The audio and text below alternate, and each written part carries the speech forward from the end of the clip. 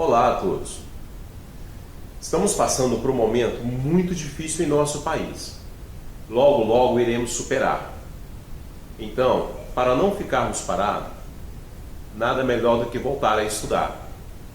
E para retomarmos as nossas aulas, iremos começar com uma breve revisão de tudo que foi visto desde o início do ano. A nossa primeira aula irá tratar de um tema muito importante para a geografia e para você, que irá nos auxiliar tanto nas nossas provas quanto em nosso dia a dia. Então, vamos nessa! Olá, sétimo ano! Sejam bem-vindos à nossa primeira aula online de geografia. Bom revê-los! Na nossa primeira aula, iremos fazer uma revisão. Nessa revisão, iremos revisar o capítulo 1 e o capítulo 2 do nosso livro. O capítulo 1 fala sobre o relevo brasileiro e o capítulo 2 dos climas do nosso país. O relevo brasileiro ele é muito antigo e desgastado, além de apresentar baixas amplitudes, pois o país se encontra no centro da placa tectônica sul-americana, que é geologicamente estável. Portanto, ali não há criação de relevos recentes, como vulcanismo ou dobramentos modernos. No Brasil, existem áreas de escudos cristalinos, além das bacias sedimentares, e uma pequena formação de terrenos vulcânicos no sul do nosso país. O relevo brasileiro trata-se de um conjunto de formas da crosta terrestre, manifestando-se desde o fundo dos oceanos até as terras imersas.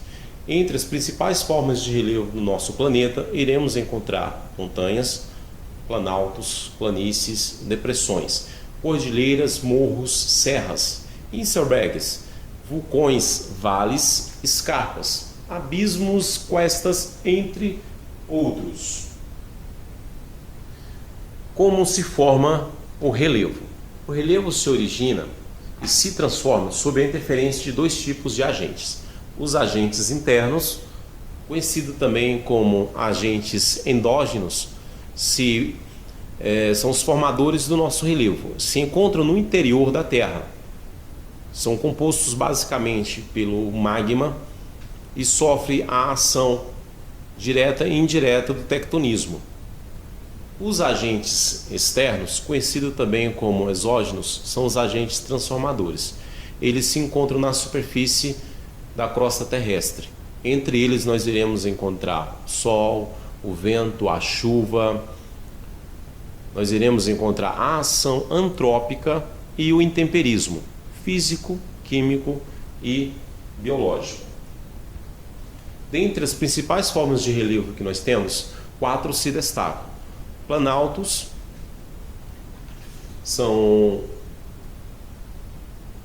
processos de erosão onde a erosão ela supera a sedimentação. Normalmente, os planaltos têm acima de 200 metros de altitude. As planícies há um local onde o processo de sedimentação é maior que o de erosão. Lembrando, as planícies chegam até 200 metros de altitude, ou seja, acima de 200 metros de altitude teremos planaltos no Brasil e abaixo de 200 metros de altitude iremos encontrar planícies. Entre os dois, nós temos a depressão, um local onde o processo de erosão também supera o de sedimentação, porém se localiza em regiões mais rebaixadas, nas bordas. E nós temos as montanhas, formadas pelos dobramentos modernos e pelo processo de vulcanismo. Para muitos no Brasil não há montanhas, pelo fato do país se localizar no centro da placa sul-americana e não nas bordas. O Brasil é formado por planaltos, depressões e planície. As diferentes classificações do relevo brasileiro. Devemos relembrar que nós temos 3 formas de classificação do nosso relevo. A mais antiga, feita pelo professor Haroldo de Azevedo, na década de 40 e 50. logo depois o seu aluno Azib Absaber, nos anos 60, e atualmente a do professor Jurandir Ross, nos anos 90. A diferença entre elas é que Haroldo de Azevedo e Azib Absaber só reconheceu duas formas de relevo no nosso país, os planaltos e as planícies, enquanto Jurandir Ross, através do projeto Radan, mapeando o país com a ajuda de satélites, reconheceu três formas de relevo: os planaltos, as planícies e agora as depressões. No relevo, há a interferência do homem através da ação antrópica. Podemos perceber nas imagens esse efeito da ação dentro do nosso relevo. No Brasil, as maiores ocorrências de desastres naturais estão associadas aos deslizamentos de terras e às inundações em ambientes urbanos, mas não podemos deixar também de destacar o impacto provocado pela mineração dentro do nosso ambiente, através das escavações e fazendo uso de elementos poluentes lançados como resíduos no solo em nossa natureza.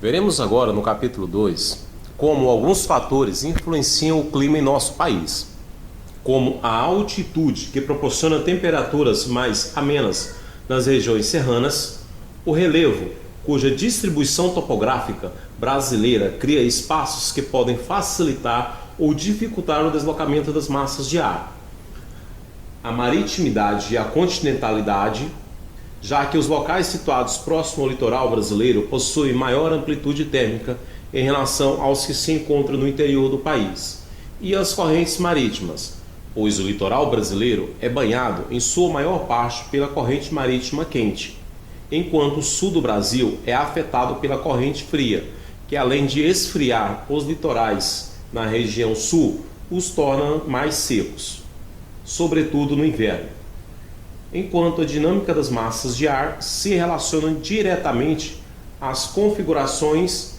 de cada um dos seus climas e nós iremos detalhar no próximo capítulo. Entre as massas de ar que influenciam diretamente no nosso país, iremos encontrar a massa equatorial continental, a massa equatorial atlântica, a massa tropical continental, a massa tropical atlântica e a massa polar atlântica. Lembrando que apenas a massa polar atlântica tem características frias, enquanto a massa tropical continental é a única que apresenta as características secas. Podemos observar agora no mapa do clima do Brasil.